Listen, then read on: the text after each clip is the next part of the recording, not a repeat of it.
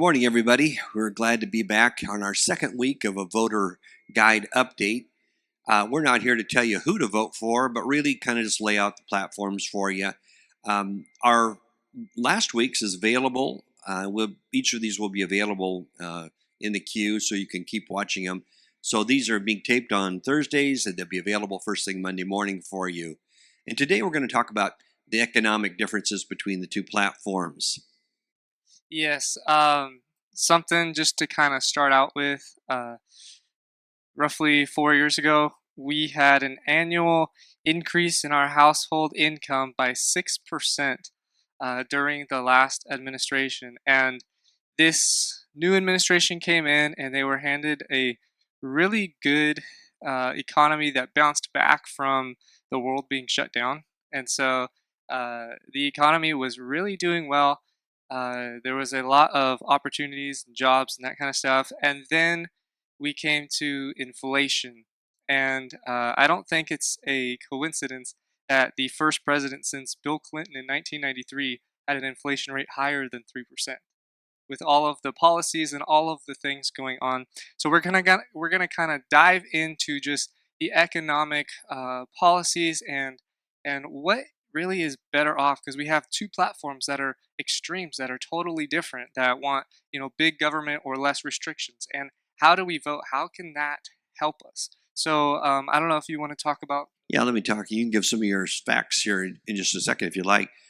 what we I kind of saw a picture of this, and it may not be a great analogy, but it's like our parents. Our government is like our parents as far as writing out the check or paying the by credit card the bills of the household and what we choose to spend money on as a family. We kids don't really make that decision, except that we get to vote for our parents, vote them in. And we have two different philosophies. And, as we've seen in the last, 3 years, we have been gaining debt at a huge rate. We're printing money that we don't have gold backing it. And so we're printing money, and we're now about $38 trillion in debt. It wasn't that many years ago we didn't have any debt as a country. And we are gaining $1 trillion in debt every 3 months, they're saying on the news. And our interest right now on just our interest on our national debt is about $1 trillion a year. So these are huge figures. And so, in a household, a responsible parent would say, hold on a minute, everybody, we're tearing up the credit cards. We're going to a credit counselor. We're going to get our payment down, and we've got to pay this thing off. An irresponsible parent would go out and get another credit card to pay off those debts. And you know how it goes in your own household. And so we have two different platforms as far as economics, as far as spending the money that we are being taxed for. Now, whatever your view on taxation is and rates that you should be paying, that's one thing. We have a country, and it costs money, just like a household. It costs money to have a household, and it costs money to have a country. However, there are a lot of optional spending things that we're doing in our country, and we're being told on the Democratic platform that there is a opportunity-based economic plan, and many people are frustrated because the candidate Kamala has not been clear in her agenda politics. She just keeps using the words holistic and opportunity economics. That's a veiled way of saying that we want to level the playing field. It's globalist, it's socialist in its base. We want to bring people who don't have much, who maybe haven't worked to have much, up to the scale of the other people that have worked hard to get where they're at. And we were all there. Micah. We were 50 years apart, but when I was Micah's age, I remember what it was like struggling to get my first condo for my very young family, and we couldn't afford a house. And then later on, we got to a house, and we kind of made the climb up, and it was a hard road to go. But it was a good road too. There was a lot to be learned in character in doing that. And if we're saying, well, now, wait a minute, other people need to have that opportunity without working for it, well, that's a philosophy that you may or may not agree with. I don't personally agree with that philosophy at all. But that's going to cost you more than you could possibly imagine to level it. Some of the things that have been, launched out there are sex change operations for inmates, even if they're illegals, the 20 million people coming across the border that we are financing. I heard on the news this morning that's costing New York about $10 billion by itself.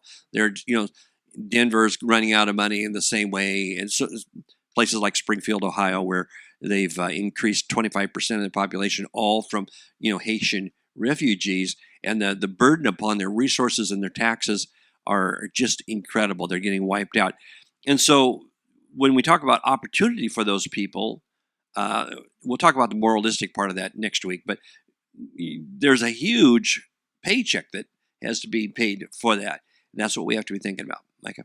Yeah, the opportunity economy. I've heard one of the platforms with Kamala Harris say how the American dream is dead, or it's not really possible right now. But it's funny because they've been in charge for the last 3.5 years. I remember when I was, 18, 19, and I searched for one job and I got three jobs. And it was like if you wanted to work and you had a desire and you worked hard, you could find a job. And so then I was going to college, and community college was free for anybody who had a California Promise Grant. If you Anybody who wants to go to community college can go for free in California. And so I had free 2 years at MSJC, and it was awesome because now I could work and I could get an education, but it was hard because you actually have to work and you can't be lazy. You have to be on top of things. And so when I was going to school, the unemployment rate, February 2020, stood at 3.5%, and that's the lowest since December of 1969. So the lowest in what, 50 something years? Yeah, like that was the rate right before COVID hit. And it's crazy to think how the entire world shut down because of a virus, yet we didn't have a Great Depression. We had a recession, the stock market dropped like 35%, but almost immediately went higher than what it was because the opportunity, everybody came back and everybody started to go to work. And there was such opportunity there that when the Biden administration came in, economically, we were in the greatest spot in history after everything was shut down. So it's crazy to think at where we were 4 years ago and how much opportunity there was, and the unemployment rate was the lowest in history the month before COVID hit, and now where we are with inflation. Yeah, and so really, you have to look at our government's administration. Maybe they haven't been such good parents as far as spending the money. The things we just talked about. I was thinking on the way into the church today about the Ukrainian war, for example. I know that President Zelensky is addressing the UN, and so I was kind of watching some of that was going on there. Now, whatever side you're on the war, and however you believe about that, that everybody's going to feel differently about that.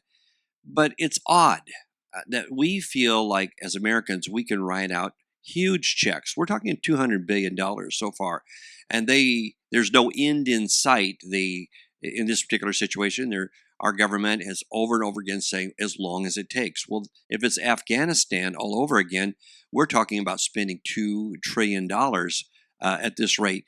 And so we can't keep doing that. And the only reason that we are not in a recession, as I see it now, is we keep printing money. That's why we're so much in debt. In former times, we had gold to back all of the currency that we printed. That stopped several years back. So we've got printing machines, great Xerox machines that are putting out all of these this money that's paying the bill. But sooner or later, it catches up with you, just like in your own household. And so when we're voting for the next platform, and it's pretty much that way anymore, we simply can't ignore the fact that if we vote, if we vote Republican under their ticket, I'm not talking about just Donald Trump, but if we vote under their ticket, it's conservative fiscal, trying to pay down the debt rather than add to it, cutting out the things that are huge. For example, again, the situation with the migrant situation, which they've blown out immigration by doing this, it's all illegal. But here nor there, that cost of Ukraine, that cost of the UN, or I'm sorry, of the NATO, that where we're everybody's supposed to do 2% of their GDP kicking into it. Well, the fact is, like so with the Ukrainian war, um, we're doing a far more than that, and far more than 2%, and we're doing well more than the percentage of the other countries that are right on the border of all of this. And so, why do we feel like we can keep spending magnanimously this kind of money? Why are we continuing to fund countries? I understand in politics, but why are we funding so many governments by billions of dollars? Venezuela, um, you know, Gaza, Lebanon. Why are we funding these people with money, billions of dollars every year, who hate us?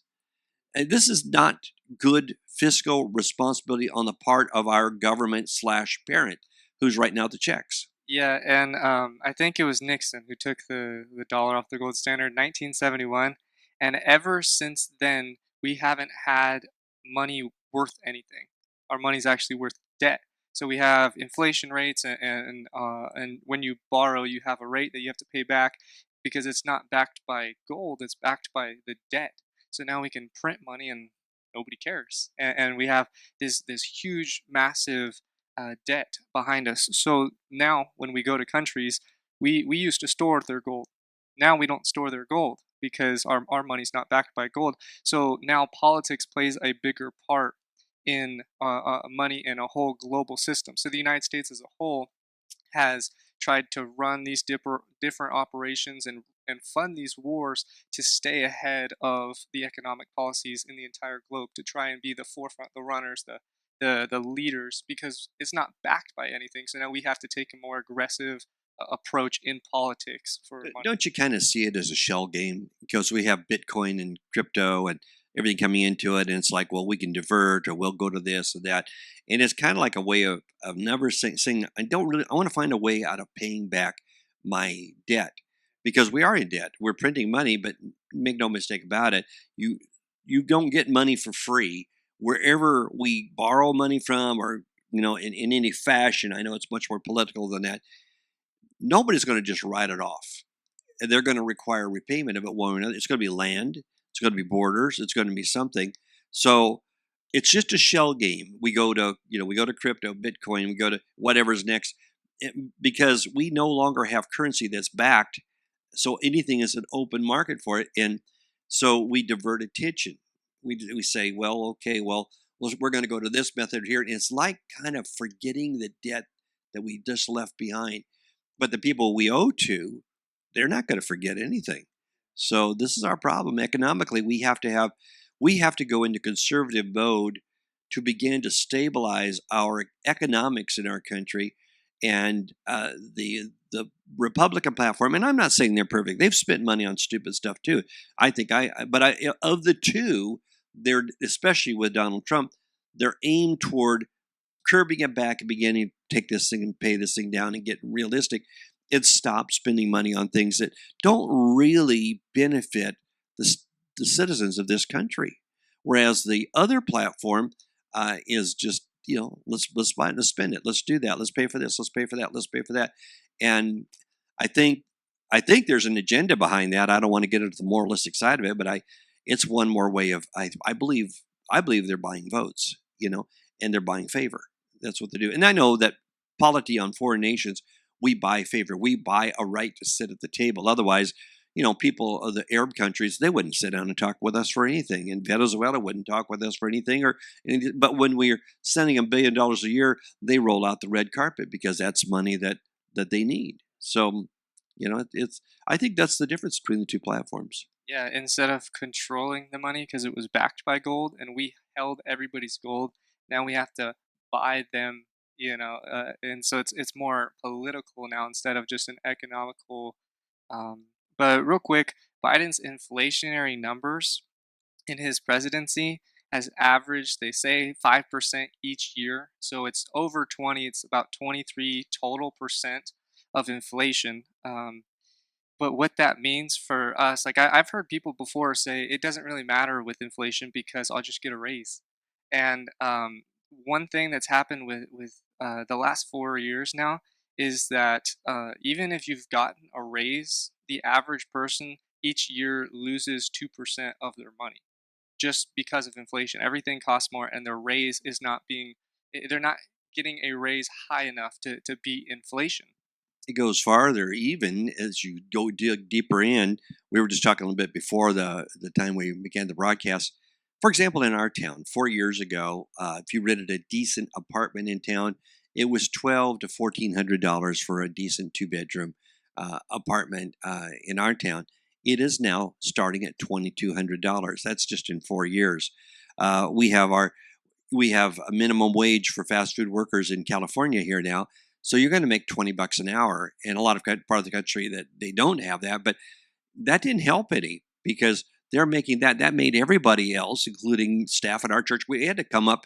All of a sudden, McDonald workers are making more than some of the staff in our church and other places. So it just raised up. That's how inflation does. Just raises up the price of everything.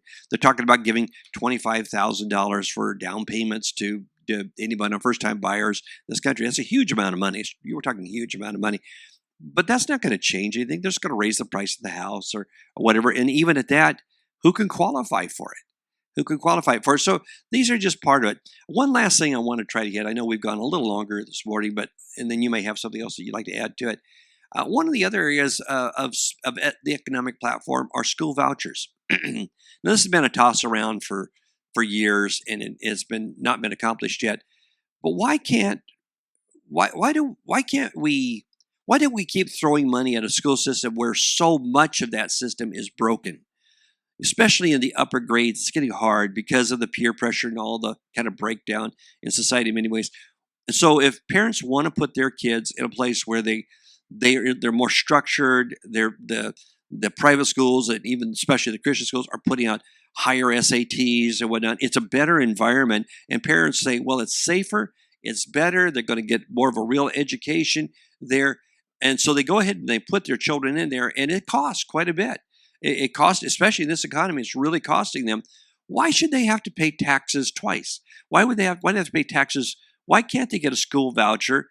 And I know that will eliminate a percentage of public school teachers. I just recommend, maybe they should consider going into the private field because parents are tired of seeing their kids one opportunity of education go by the wayside, especially in inner cities. It's a huge problem. Yeah, I think the Bible kind of sums that up. How money is the root of evil, and when you take their money, their power away from the government, they don't like it. And I think the driving force behind education is money rather than being informed and knowing and having knowledge and wisdom and understanding. Instead of it being focused on kids knowing things and being productive Americans and actually having a higher level of math and reading and writing and all of that, we've now reduced it to I just need money. Like a good example is we had a power outage my freshman year of high school, and I mean it was out before everybody got to school. It was out. And they didn't tell us not to come. So everybody showed up still, even though like everybody that lived around here knew that the power was out. It's pretty big. And we went to our first period class, but since the lights were out, they wouldn't let us go inside because it's a hazard. So we were all just kind of like hanging out, like, what are we going to do here? And so they finally on the big intercom said, well, you need to go to the football field and you need to stay there. And I'm thinking, so we're not doing anything productive, really. We're just going out there. And I understand it was a power outage, but their whole purpose of us being there was we were allowed to. We couldn't leave until past 1 o'clock or past lunch because then they get their funding. So It's so per day, so right? then only out of the entire school, 2,500 people, 20 people stayed, and so everybody else like got in huge trouble because they didn't get funding. It wasn't about education; it was about the money. Yeah, the love of money is the root of all evil. And so, I guess kind of just summing up this morning, there are so many other, smaller issues that make up this puzzle, this whole issue. But the fact is that, as far as I'm concerned, today is what do you want your money spent on for the next 4 years? Do you want school vouchers? Do you want to continue funding wars in other countries? Do you want to continue funding unfairly money over in NATO? Do you want the open borders and the $1 trillion that's going to cost us this next year? Do you want to see us continue to take our we will go, if we go to the Democratic platform, we will go over 40 trillion before that term ends in 4 years. So easily, and we're going. They're not doing anything to service the debt, and we're going $1 trillion in debt every 3 months. So even without additional spending than what we're doing right now, that's going to happen. So I think that as good stewards, especially as Christians, probably most of the people who are listening are Christians. We just need to be good stewards of our money and our. We need to take a look at the platform, read your voter guides, be discerning, get Christian voter guides, understand the issues. And I know that's not the main reason to vote for a candidate or a platform, but it's a part of the puzzle. And you know what, it's hard. I have kids now. It's hard for them. The ones that want grandkids. My grandkids would have a very hard time buying a house today. Anyway, even a condo. I'm going through this with our kids. It's really hard for them because it's just getting out of control. And one thing drives another thing, and just everything's up. And it's a created inflation. It's not anything natural. It's not from COVID. It's a created one. And so we need to be careful with our finances. So be wise. Pray your way through it and be wise. Next week, I think we'll hit some of the moral issues, maybe abortion, and a few of the other things that are on the ticket. Right? All right. Thanks for watching.